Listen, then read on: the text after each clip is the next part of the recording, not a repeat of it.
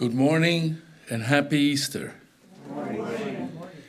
In case after seeing the order of service, you have a feeling of deja vu, the title was by error retained from last week.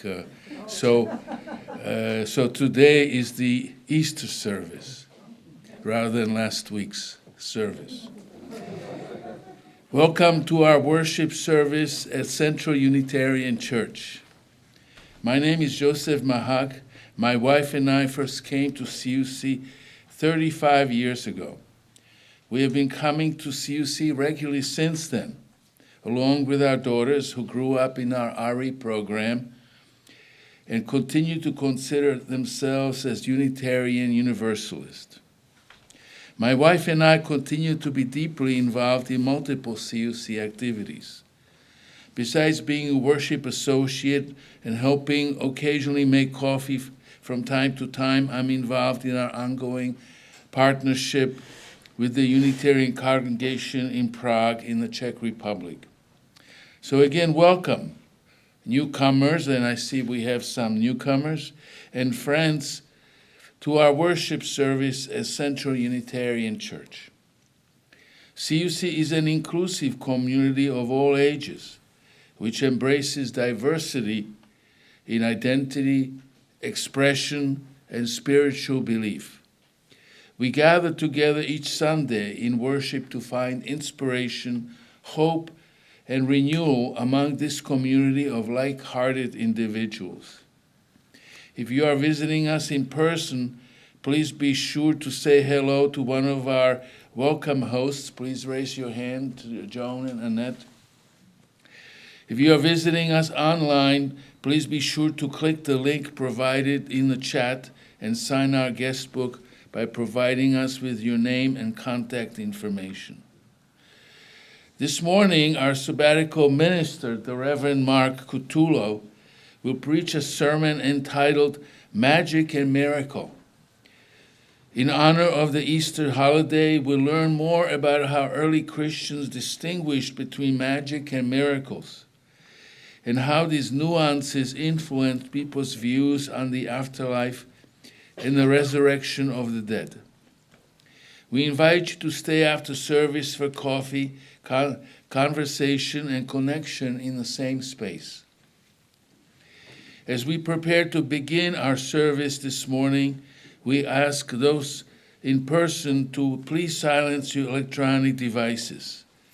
We do not wish our service to be disturbed by the social media oligarchs. Now, I would like to bring to your attention some announcements. CUC Spring Fling auction is now live. For more details, chat with the Spring Fling committee to see a newsletter for the links to the bidding page. And in fact, a leading member of the leadership of the Spring Fling is here to tell us more. Oh, thank you. Hello. Good morning. Good morning. Well, Spring Fling started yesterday at 7 o'clock. Right now, I think we're up to 25% of our goal already in one day. So, as the old saying, bid early, bid often. A lot of the sign-up items I recommend to, if you're interested, to please sign up early because there's only a limited amount and the price is a set amount, so you know exactly what it would cost. Just one example here today. This is made by our own Maxiel. Handmade. This is already has 2 bids on it. I probably shouldn't be telling you this because I think we have the highest bid so far. But Already been outbid. Okay. So anyway, the Spring Fling ends next Saturday at 7 p.m. sharp. So feel free, please bid early, often. Remember, all the money goes to our operating budget. And if you have any questions, ask me or Brooke, mainly Brooke, because she knows a lot more than I do. And hopefully there's a lot. The best thing about Spring Fling, I think, besides raising money, is it really gets us to meet and have friendships outside of church. Usually we have meeting, everybody's busy after service, but it really gets a chance for us to know each other better. I know Brooke and I have made some lifelong friends. I'm not going to cry. We've made some lifelong friends because of Spring Fling, so I urge you to bid. Thank you. Thank you, Robin. The other announcement to note is that Pastoral Care has set up a meal train to support Denise Adams during recovery. To sign up, please see the flyer on the table or look for the link in our newsletter. The next soup lunch is on Wednesday, May 7th. Please make a note of that.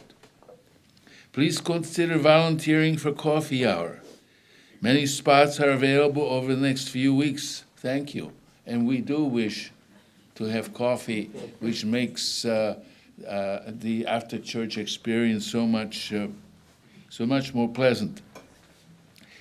CUC is taking part in a hike for hope to support Family Promise of Bergen County. Join the CUC team led by Karen Clements. Can you raise your hand? Thank you. On May 9th, please refer to the flyer on the table or the newsletter for details. And now, let us more formally begin our gathering. Please turn to a person near you and offer them a warm welcome.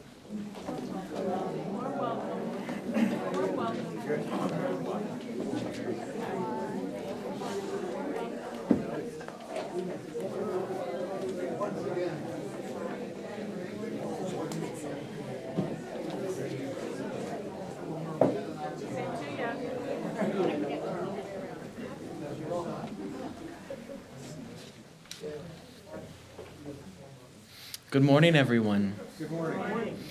Our opening words are from the 15th chapter of the Wisdom of Solomon. For to know you is complete righteousness, and to know your power is the root of immortality. I now invite those who are gathered here in person to stand in body or in spirit and sing our opening hymn, which is number 62, When the Daffodils Arrive.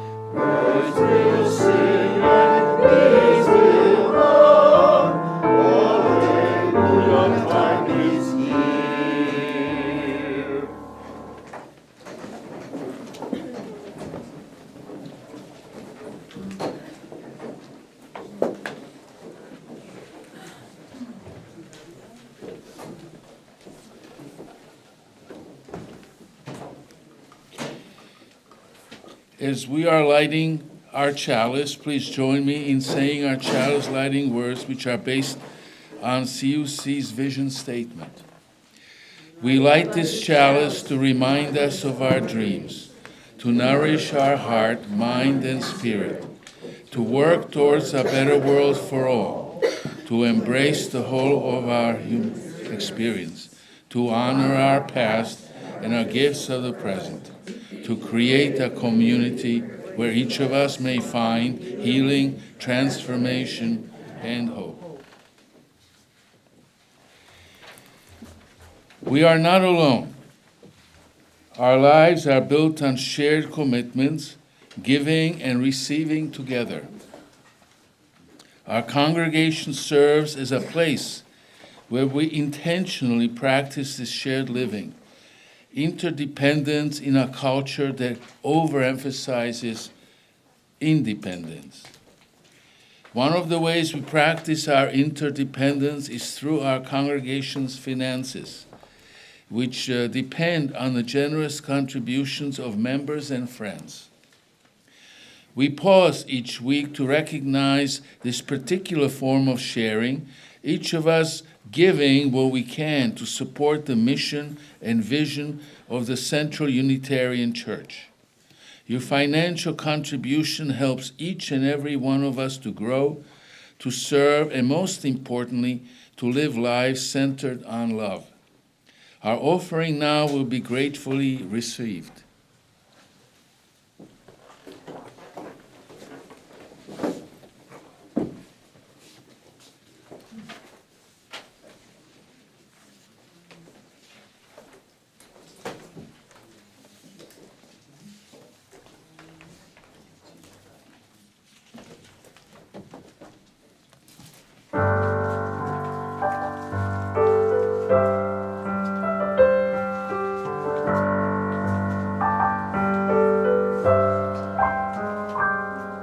When the waves roll over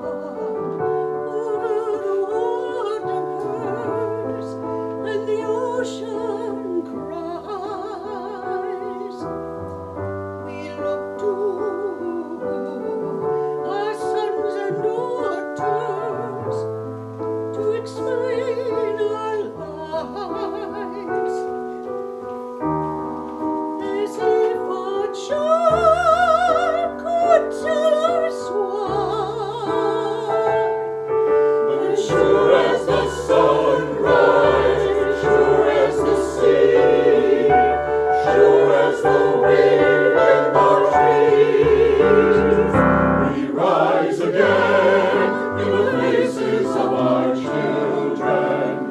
We rise again in the voices of our song. We rise again in the waves out on the ocean. And then we rise again.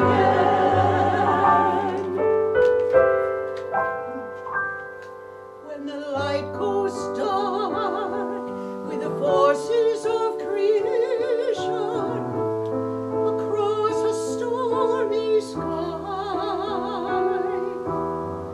we look to reincarnation to explain our lives, as if our child could tell us why. Sure as the sun rises, sure as the sea, sure as the wind in the trees, we rise again in the faces of our children. We rise again in the voices of our song.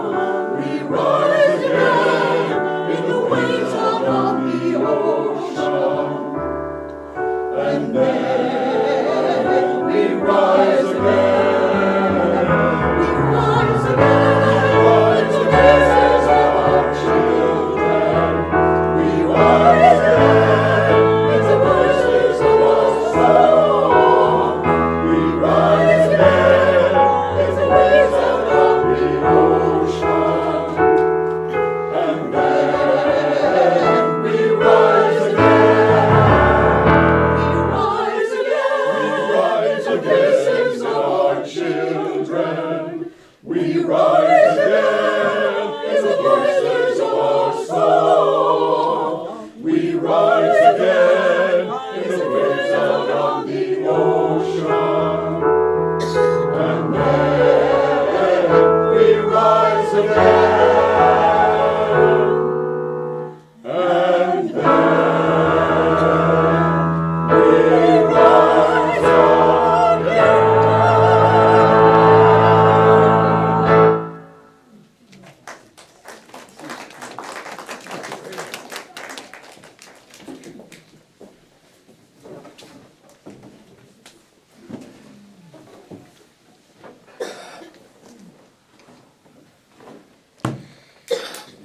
Please join me in saying our dedication words based on CUC's mission statement.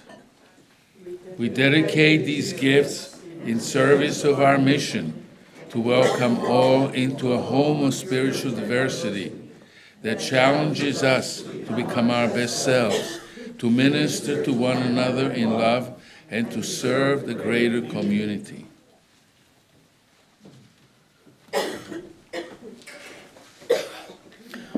We now pause to take a moment to share our joys and sorrows. We do this each week as a way of caring for one another. So let us quiet ourselves in order to enter that holy space of listening and of breathing in a breath of life and breathing out a breath of peace. Since there were no joys and sorrows in the basket today, I now invite you to share out loud the names of anyone who you are holding in your heart today.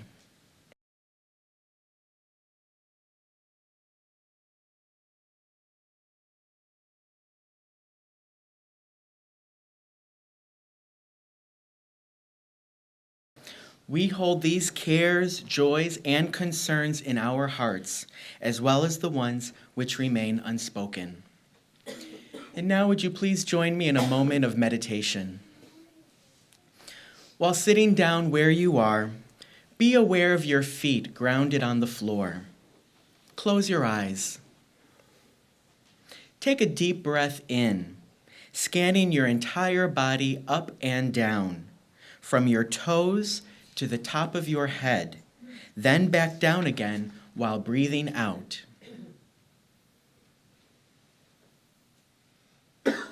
As you inhale and exhale, breathe deep into your chest so your belly fills with the air.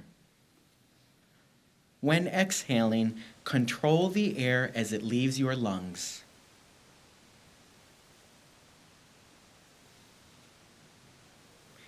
At this time, make breathing in and out your only responsibility. Listen to your breath as it goes in and out of your nose. Feel it as it fills your lungs. Control it as your lungs empty. Continue to do this for 1 minute. At the end of that portion of the meditation, I will continue with the text of today's spoken meditation, after which we will continue with another moment of silent meditation.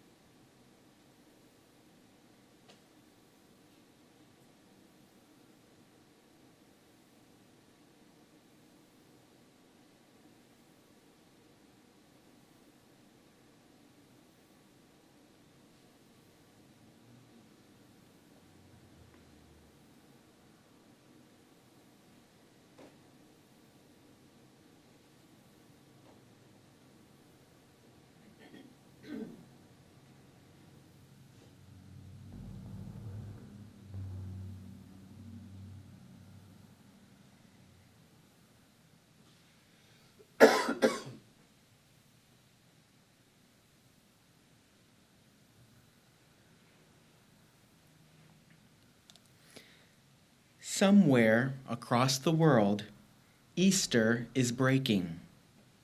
Not the Easter we may think of, with arms upraised and "He is risen" echoing from canyons, but a much quieter, less dramatic Easter.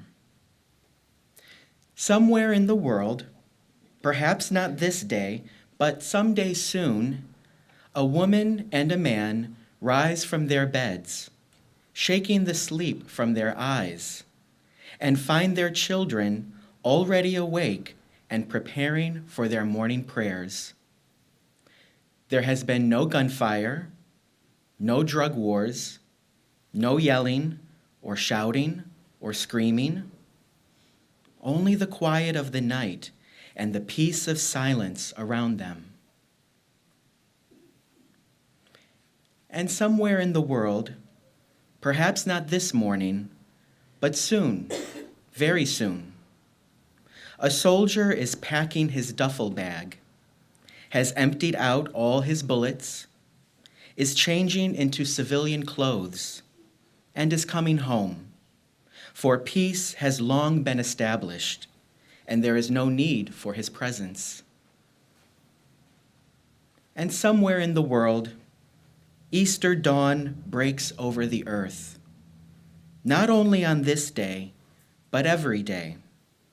And the familiar pulse in our veins throbs of peace, peace, peace.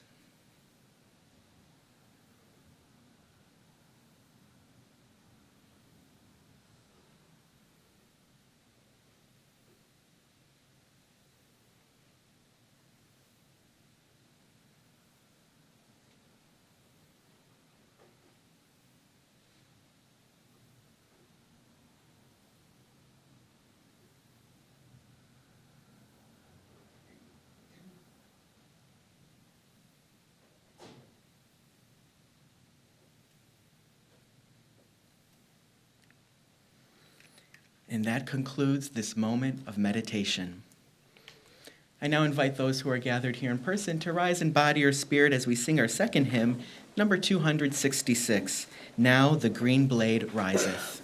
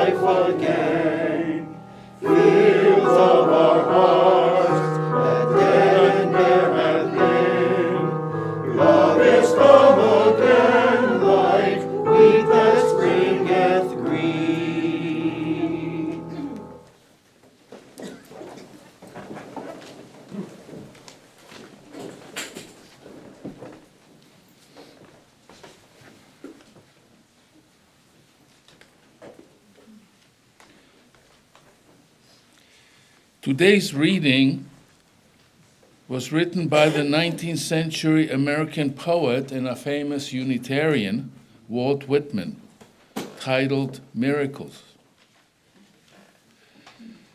Why? Who makes much of a miracle? As to me, I know of nothing else but miracles.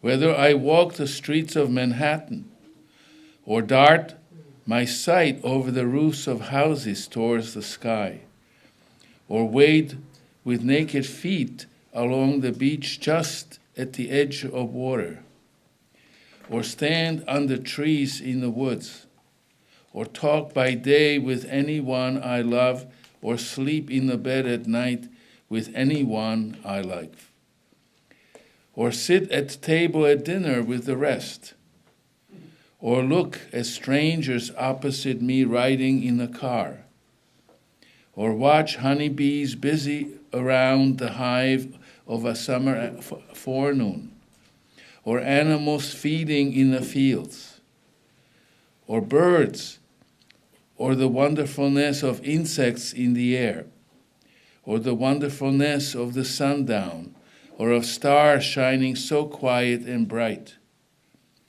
or the exquisite, delicate, thin curve of the new moon in spring. These, with the rest, one and all, are to me miracles, the whole referring, yet each distinct and in its place. To me, every hour of the light and dark is a miracle. Every cubic inch of space is a miracle. Every square yard of the surface of the earth is spread with the same. To me, the sea is a continual miracle.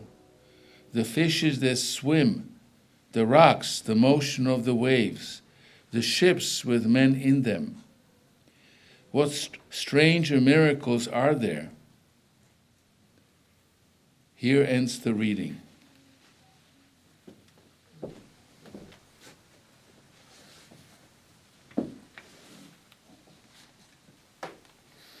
Walt Whitman asked his readers, who makes much of a miracle? He then confirms to his readers that actually, as to me, I know of nothing else but miracles. I selected that reading because this is a time of year when miracles and the supernatural are more present in our consciousness. Today is the last day of Passover, a Jewish feast of unleavened bread and a festival of freedom that celebrates the miracle of a people delivered from bondage, guided through the wilderness, and sustained by faith and resilience across generations. For Christians, today is Easter, a day when people honor the miracle of the resurrection of Jesus of Nazareth and the triumph of life over death. This is the time of year when the media pays closer attention to these celebrations and the mysteries and miracles associated with them, whether through magazine covers, book releases, documentaries, TV shows, and films. It's not uncommon, especially in documentaries you'll see around this time of year, for the host to try to determine what really happened in a scenario described in a well-known biblical passage or story. How did the Israelites actually cross the Red Sea? What route did they take if they walked for 40 years?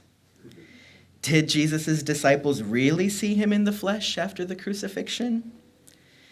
It's fascinating to ponder these questions, but it's also true that historians can't prove or disprove whether or not a miracle happened because historians rely on evidence that can be verified, and miracles, by definition, are supernatural events that defy natural laws and can't be empirically observed. Miracles are often matters of personal faith or belief, not something that can be measured or analyzed in the same way as historical facts. While historians can document the historical significance of miraculous events, they can't offer definitive proof of the supernatural causes behind them. So on this Easter morning, I'd like to spend some time thinking together about the historical significance of the emerging first century belief that Jesus of Nazareth had died and had risen from the dead. How did first century followers of the Jesus movement understand that belief? And what did their pagan neighbors think of that belief, or how did they compare it to their own belief system? As a side note, it's worth noting that while I'll use the word pagan today, the people of the ancient world never actually referred to themselves in that way. The term pagan comes from the Latin word paganus, meaning country dweller, and was later applied by Christians to describe those who practiced the old religions in the countryside. So in examining this, the retired professor of history, Martha Rampton, who wrote about this topic in a book from 2021 titled Trafficking with Demons, Magic, Ritual, and Gender from Late Antiquity to 1000. One of the first things that she mentions is that people who lived 2 millennia ago, as you can imagine, had a very, very different way of understanding their world than we do. In the first century of the Common Era, Christianity had emerged in a world where people had a very detailed view of the universe as being both layered and hierarchical, with everything imbued with a spiritual life force. In ancient times, many believed that cosmic energy was alive, and that physical, spiritual, and ethical aspects of existence were interconnected with a variety of supernatural and sentient beings. For pagans, these forces could be understood as deities, and for Christians, they could be understood as angels or demons. A fun fact that modern people don't always know is that the early Christians, though they were monotheists, did believe in the existence of the pagan deities. But the twist is that they considered those deities to actually be demons in disguise. The 3rd century Egyptian theologian Origen, who was also one of the first universalists in church history, said in one of his books, "The gods of the nations are demons, and they are worshipped by the foolish multitude." So in the early days of Christianity, one of its central challenges as an emerging faith movement was to distinguish itself from the broader religious landscape of the ancient world, especially when it came to concepts of life, death, and resurrection. Despite the great differences between pagan and Christian views on mortality, there were also striking similarities that complicated Christianity's efforts to carve out a unique identity. Take the topic of the resuscitation of dead bodies. One example of that is something called necromancy. Necromancy was a common practice in the ancient world where the dead were called back to life, often for the purpose of revealing the future. There are tales of necromancy in pagan, Jewish, and Christian writings.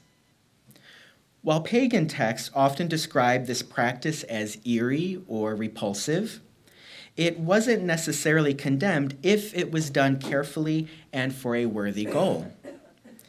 In a 2nd century novel titled The Metamorphoses by the author and philosopher Apuleius, a character named Zacchus, who is a prophet, revives the dead body of someone named Thaliferon to help solve a mystery surrounding his death.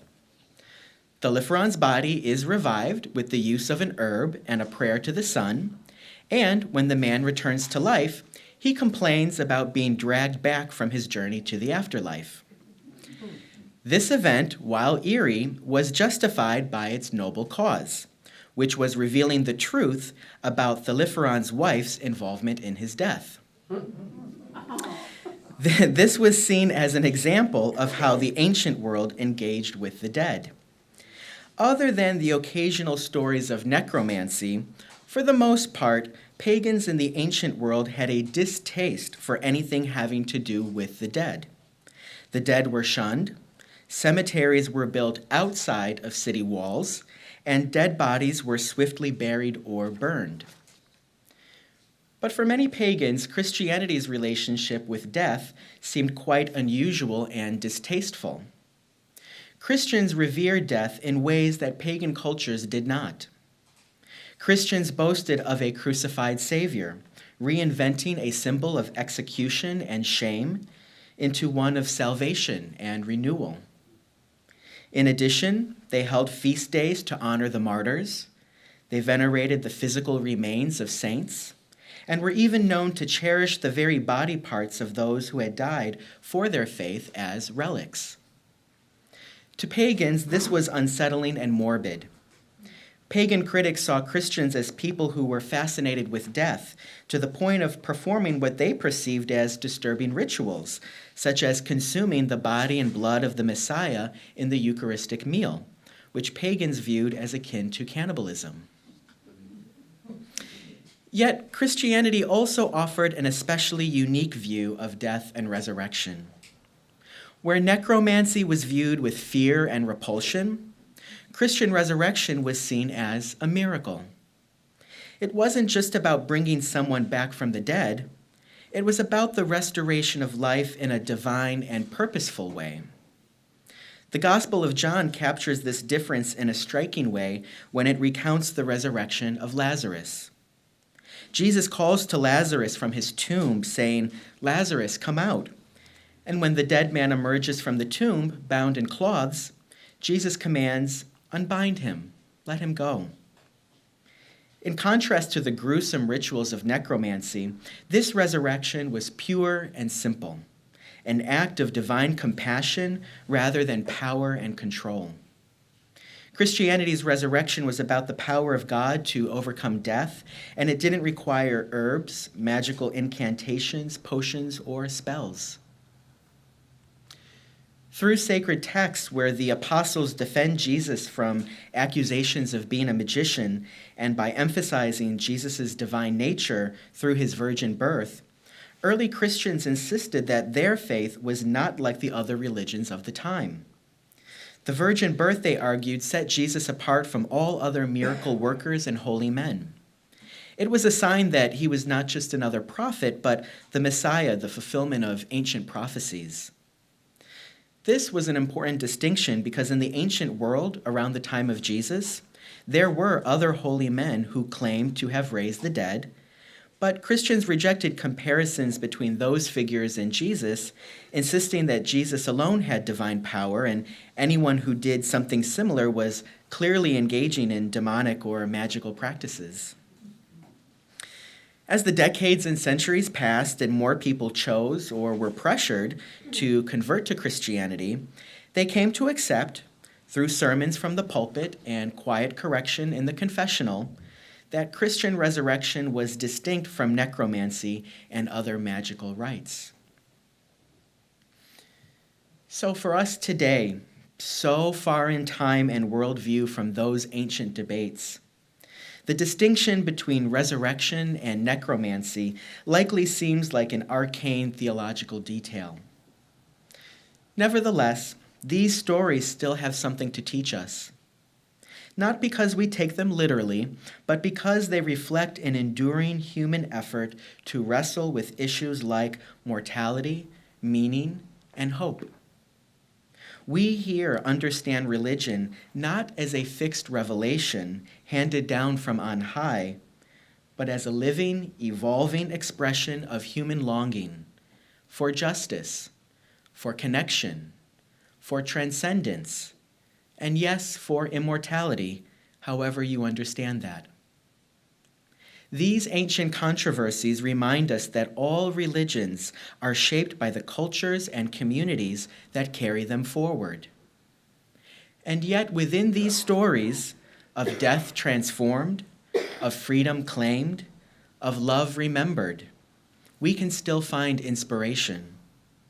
We can still find ways to speak of miracles, not as suspensions of natural law, but as moments that awaken us to what is most deeply human. Qualities like courage, compassion, and the possibility of new life. All of which brings us back to today's reading by Walt Whitman. In his poem about miracles, he asks his readers to notice the wonders that are already happening all around us, in the smallest, most mundane details of life. Whitman, like the spiritually attuned in every age, reminds us that the sacred isn't necessarily found in supernatural interruptions, but in the holiness woven into the fabric of ordinary things.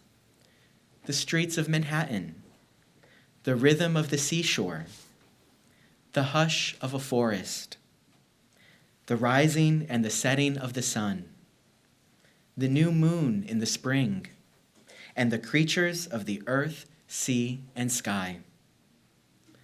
Life pulses around us, not by our doing, but certainly deepened by our noticing. So as we mark this season of miracles, let's resist the urge to imagine miracles only as events from long ago. Let us instead turn our attention to the miracles unfolding right now.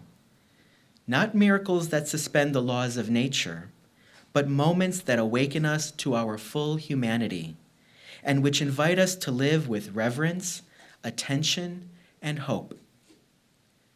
May we learn to see with Whitman's eyes and live as if everything is a miracle.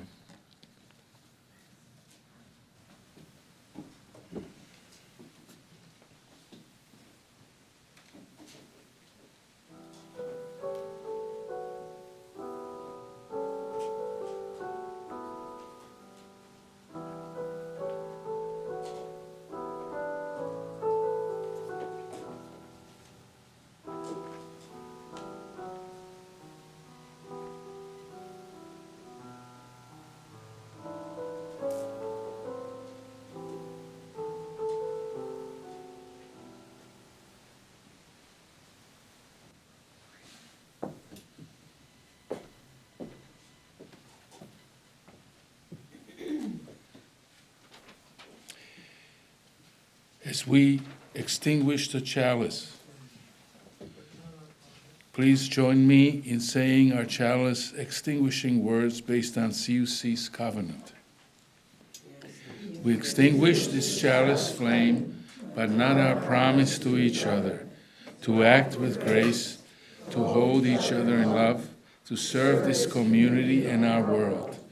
This promise of the heart serves as a reminder of how we live together.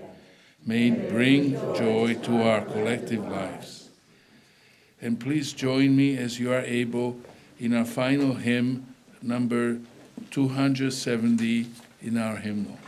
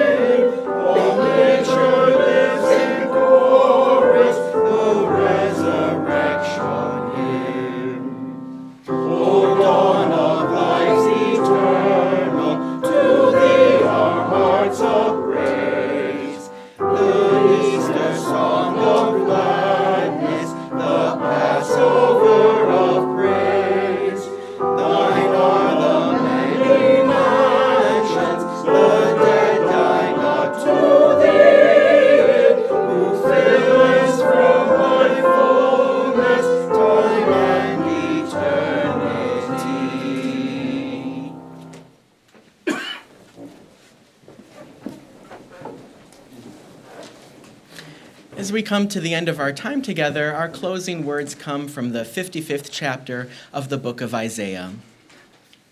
For you shall go out in joy and be led back in peace. The mountains and the hills before you shall burst into song, and all the trees of the field shall clap their hands.